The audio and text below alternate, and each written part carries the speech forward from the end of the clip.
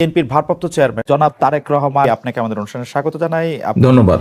আমাদের শুভেচ্ছা এবং কৃতজ্ঞতা জানবেন। ভাঙার ঘোষণা দিয়ে ধানমন্ডি 32 নম্বরে হামলা, তার আগেই আপনার সহকর্মী সহযোদ্ধাও আমরা এরকম বলতে পারি ভেরিফাইড ফেসবুক আইডি থেকে পোস্ট করেছিলেন, আজ রাতে বাংলাদেশে ফেসিবাদের তীর্থভূমি মুক্ত হবে।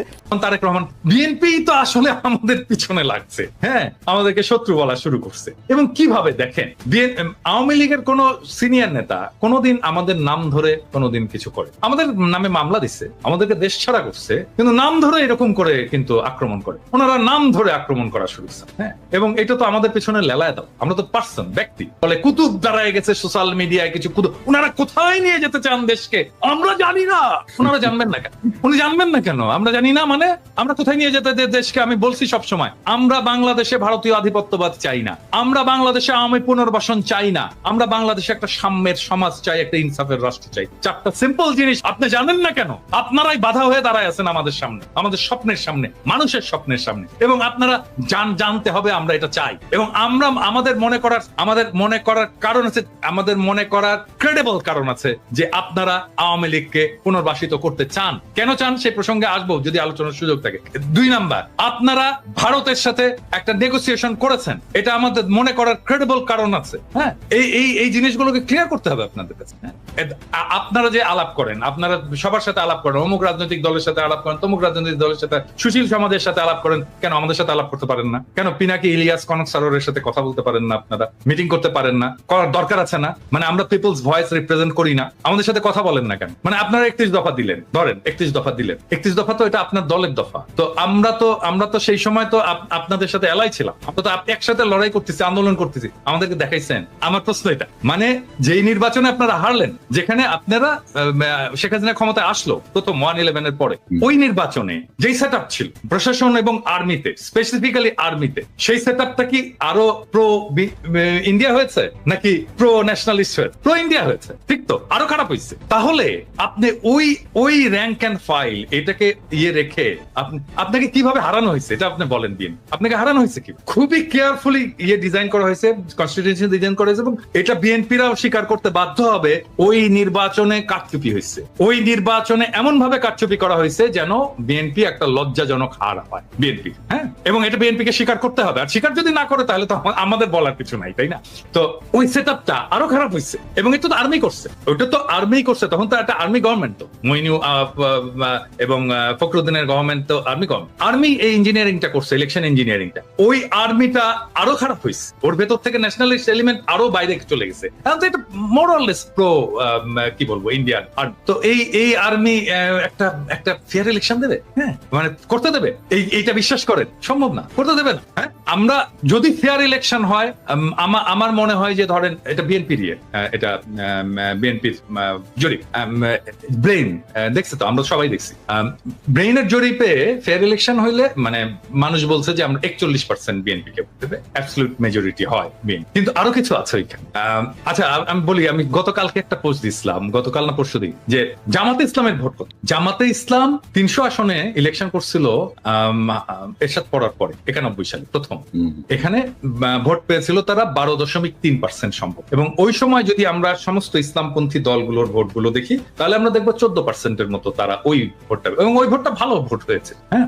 এবং 14% কিন্তু একটা খুবই সিগনিফিকেন্ট নাম্বার। এখন অনেকে বলে 2%, 3% জামাতের ভোট, 4% ন, তারা সব আসনে নির্বাচন করেন, তারা কিছু আসনে নির্বাচন করেছিল, ওইটাকে এক করে আমি ন্যাশনাল গড় করে বলি যে 3%, কিন্তু সবগুলো আসনে যখন করেছে তখন তার প্রায় 12.5% মতো ভোট। বিএনপির যে জরিপ, এটাতে দেখা গেছে যে জামাতের ভোট আসবে 31%। এখন ধরে ছাত্রদের ভোট ওখানে কত আসবে? 5% এর মতো ভোট আসবে। তো আমরা যদি অন্য সমস্ত ফোর্স, বিএনপির বাইরে অন্য সমস্ত ফোর্সের একটা যদি লুজ অ্যালায়েন্স হয়, তাহলে বিএনপি একটা খুবই শক্ত প্রতিদ্বন্দ্বিতার মধ্যে পড়বে। এখন বিএনপি যেটা করছে যে ধরেন এই যে বিএনপির যারা এই অনলাইন অ্যাক্টিভিস্ট আছে তারা, বা অনলাইনে ফেসবুকে যারা লেখালেখি করে তারা গালাগালি করতেছে আমাদেরকে, সেটা আমি গাইড নেই, কিন্তু তা তো না। মির্জা ফখরুল, মির্জা আব্বাসের মতো সিনিয়র নেতারা তারা সোশ্যাল মিডিয়ার পিছনে লাগছে এবং কিভাবে আমাদের সাথে পাঙ্গা নেওয়া শুরু করছে। ধরেন এই পাঙ্গাটা যদি নিতে থাকে তারা কন্টিনিউয়াসলি, তাহলে তাদের অবস্থাটা কি? ধরেন সোশ্যাল মিডিয়ায় যারা কাজ করে, হ্যাঁ, যারা কাজ করছে, যারা সোশ্যাল মিডিয়া একটা ইনফ্লুয়েন্স রাখতে পারে, ছোট হোক বড় হোক, অল্প হোক বেশি হোক কম হোক, একটা তো ইনফ্লুয়েন্স আছে তো যারা রাখতে পারে, তারা যদি পুরোটা, মানে ধরা যাক, আমি এখানে ইয়ে ছাড়াই বলতেছি, কোন আপনি, আমি, ইলিয়াস, আমরা তো কেউ অ্যান্টি বিএনপি না, আমরা তো জিয়াউর রহমান, প্রো জিয়াউর রহমান, মানে জিয়াউর রহমানকে আমাদের পলিটিক্যাল আইকন মানি, তাই না? তো আমরা তো কেউই, আমরা সবাই ন্যাশনালিস্ট, তাই না? আমরা, এবং ট্রু সেন্স মানে মানুষ যাতে সাধারণভাবে বোঝে, আমরা তো সবাই রাইটেস্ট, তাই না? তো আমাদেরকে তো শত্রু ভাবার কোনো কারণ ছিল না বিন, আমরা তো শত্রুও না, আমরা শত্রু হতেও চাই না বিন। আমিও তো ডাক্তার, আমাকে তো দেখাইতে পারতেন যে ভাই 31 দফায় যে চিকিৎসা সংক্রান্ত যে জিনিসটা আছে দাদা একটু দেখেন তো এটা ঠিক আছে কিনা, হ্যাঁ দেখাতে পারতেন তো। তাইলে তো আমাদের পার্টিসিপেশন থাকতো, আমরা ওন করতাম আপনার 31 দফা। কনক স্যার আপনি ওন করতেন, ইলিয়াস তুমিও ওন করতা, তো আমাদেরকে ওন করার সুযোগ দিলেন না।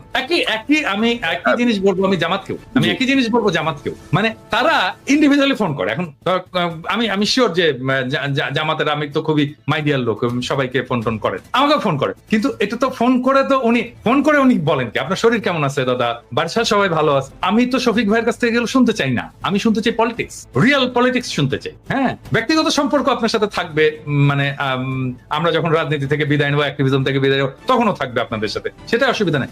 আমি শুনতে চাই পলিটিক্স, আপনার প্রোগ্রাম, আপনি নির্বাচনে কি মেসেজ নিয়ে যাবেন, আগামীতে আপনি ভারতের সাথে কিরকম সম্পর্ক রাখবেন, হ্যাঁ আপনি আমেরিকার সাথে কিরকম সম্পর্ক রাখবেন, চীনের সাথে কিরকম সম্পর্ক রাখবেন, রাষ্ট্রটাকে কিভাবে গড়বেন, সংবিধানে কি পরিবর্তন আনবেন, মানুষের জীবনে কিভাবে, এই বাংলাদেশে যেভাবে হাসিনা যেভাবে ইসলামোফোবিয়ার চাষ করছে এটাকে কিভাবে ফাইট করবেন, আন্তর্জাতিক ক্ষেত্রে আপনি ফিলিস্তিনের প্রশ্নে কি স্ট্যান্ড নেবেন, আমি তো জানতে চাই। হ্যাঁ, এই জিনিসগুলো তো জানতে চাই, এই জিনিসগুলো আমাদের সাথে কথা বলার কথা। আমার তো ভাই বাংলাদেশে আমার তো কোনো ফাইন্যান্সিয়াল ইন্টারেস্ট নাই, আমার কোনো ব্যবসাপাতি নাই, আমার চাকরি বাকরি নাই, তাই না? ওইখানে তো আমাদের সকলের তাই না? আমাদের চাওয়া তো একটাই, বাংলাদেশের মানুষ ভালো থাকুক, দেশটা ভালো থাকুক, দেশটা প্রোটেক্টেড থাকুক, দেশের স্বাধীনতা সার্বভৌমত্ব প্রোটেক্টেড থাকুক। এটা আমরা ওনার যে হিস্ট্রি, ওনাকে দেখাতে হবে উনি কিভাবে ব্যাংকের মালিক হয়েছেন। এই জন্য না যে উনি আমাদের বিরুদ্ধে বলছেন, নো, এটা প্রত্যেককেই দেখাতে হবে।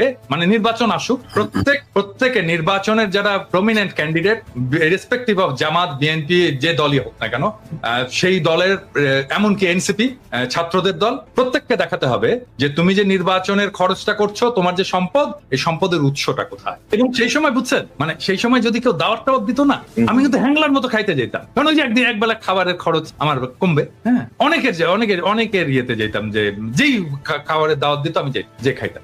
আমি যেহেতু প্রফেসর ইউনূসের সাথে কাজ করছি, সেই জন্য আমি জানি উনার ম্যানেজমেন্ট স্টাইলটা, উনি এটা করবেন না। হ্যাঁ, উনি ওনার টিমকে এভাবেই ডিল করেন আর কি। আমি কিন্তু খুবই ঘনিষ্ঠভাবে কাজ করছি, অল্প সময়, কিন্তু আমার আর্লি ক্যারিয়ারে খুবই ঘনিষ্ঠভাবে কাজ করছি। আমি ওনার পাশের রুমেই বসতাম, এবং গ্রামীণ ব্যাংকের যে স্বাস্থ্য কর্মসূচি, সেটার আমি কোঅর্ডিনেটর ছিলাম ঢাকায়। তো আমি ওনার ম্যানেজমেন্ট স্টাইল জানি আর কি, উনি কিভাবে কাজ করে। তো সেই জন্য এটা উনি করবেন না। কিন্তু এই যতগুলো জিনিস কনক আপনি বললেন যে উনি যে হাই স্ট্যান্ডার্ড সেট করে যাচ্ছেন, এটা পলিটিক্যাল লিডারশিপ এটাকে ফলো করতে পারবে কিনা। নাম্বার 2 হচ্ছে যে উপদেষ্টা মন্ডলীর কিছু উপদেষ্টার অপদার্থতা, এটাকে উনি কিভাবে ম্যানেজ করবেন, এর সবকিছুর একটা সলিউশন আমি কিন্তু দিয়েছিলাম। আমি জানি না এটা বেশি আমি দিয়েছিলাম জন্যই বোধহয় বেশি মানুষ এটা নিয়ে আলোচনা করেনি। সেটা হচ্ছে ট্রানজিশনাল গভর্নমেন্ট, যে ট্রানজিশনাল গভর্নমেন্টে সব রাজনৈতিক দলের প্রতিনিধিত্ব থাকবে, এবং এই উপদেষ্টা পরিষদে বেস্ট পারফর্মিং উপদেষ্টারা থাকবেন। আর রাজনৈতিক দলগুলো থেকে বিভিন্নভাবে, বিএনপি হোক, জামাত হোক, এমনকি সেটা এনসিপি হোক, তারপর এবি পার্টি হোক, এমনকি নূরের দল, বাম, যারাই হোক, সবাইকে মিলে একটা নতুন মন্ত্রিসভা তৈরি করা, এবং যেই ইয়েতে উপদেষ্টা পরিষদে তারেক রহমানের অন্তর্ভুক্তি উপপ্রধান উপদেষ্টা করে।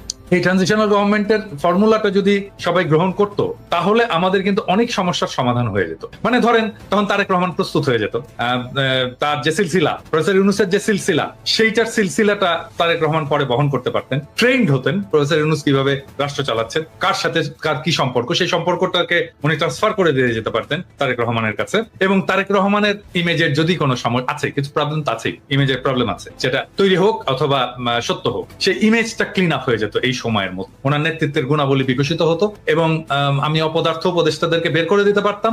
বিএনপিরও যারা মন্ত্রী হতে চায়, যারা ক্ষমতায় আসতে চায়, তারাও ক্ষমতার স্টেক পেলো, ভাগ পেলো, তারা ক্ষমতায় এসে তাদের কাজ দেখাতে পারলো যে তারা কেমন ইয়ে করবে। আবার আরেক দিক থেকে দায়টা কিন্তু পুরোপুরি প্রফেসর ইউনূসের, বিএনপি কে নিতে হচ্ছে না। কিন্তু যদি এটা ফেলও করে তাহলে দায়টা প্রফেসর ইউনূসেরই থাকে। এইভাবে এই পুরো প্রবলেমটাকে সলভ করা যায়। এবং এটা যদি বিএনপি চায়, এটা আসলে মূল স্টেক তো এটা বিএনপি কে মানতে হবে। বিএনপি যদি চায় আমি এটাকে ফ্যাসিলিটেট করতে পারি অন্যান্য সব পার্টির সাথে, এমনকি প্রফেসর ইউনূসের সরকারের সাথেও ফ্যাসিলিটেট করে এটাকে যেন রূপ দেওয়া যায়, সেই চেষ্টা আমি করতে পারি। বাইরের একজন লোক লাগে, আমি ভলান্টিয়ার করলাম, আমার চেয়ে অনেক যোগ্য লোক আছে, তারাও করতে পারে। কিন্তু যেহেতু আমি এটা আইডিয়াটা কনসিভ করেছিলাম, সেই জন্য আমি যদি এটার সাথে যুক্ত থাকি, আমি মনে হয় যে এটাকে ফ্যাসিলিটেট করতে পারবো, আমি সবাইকে সবার সুবিধাগুলো বুঝিয়ে দিতে পারবো। আমরা অনেকদিন আগে থেকেই বলে আসতেছি যে গ্লোবাল ইকোনমির সেন্টারটা শিফট হয়ে যাবে চায়নাতে, মানে আমাদের অঞ্চলে। এবং আমাদের প্রক্সিমিটির কারণে চায়নার এই গ্রোথ এবং এই গ্লোবাল ইকোনমির লিডারশিপের সুবিধা নিয়ে আমরা আমাদের অর্থনীতিকে নতুন করে গড়ে তুলতে পারি এবং আমরা চীনের সাথে সাথে আমাদের গ্রোথটাকে অ্যাডভান্স করতে পারি। সেজন্য চীনের সাথে আমাদের খুবই ভালো একটা সম্পর্ক, অর্থনৈতিক, রাজনৈতিক, বাণিজ্যিক সম্পর্ক, সামাজিক সম্পর্ক এবং পিপল টু পিপল যে সম্পর্ক, সেটাকে আমরা গড়ে তুলতে পারি। এবং সেই জন্য আমি বাংলাদেশের তরুণদেরকে আজ থেকেই বলি যে, যেমন ধরেন আমাদের আগের জেনারেশন যেটা ভুল করেছে আর কি, সেটা হচ্ছে ইংরেজি না জানা। ইংরেজি থেকে দূরে থাকার কারণে আমরা গ্লোবাল কমিউনিটির সাথে সেভাবে মিশতে পারিনি। এবং এখন যে সুযোগটা আসছে, আমাদের চাইনিজ জানতে হবে, মানে আমাদের না জানলেও চলবে।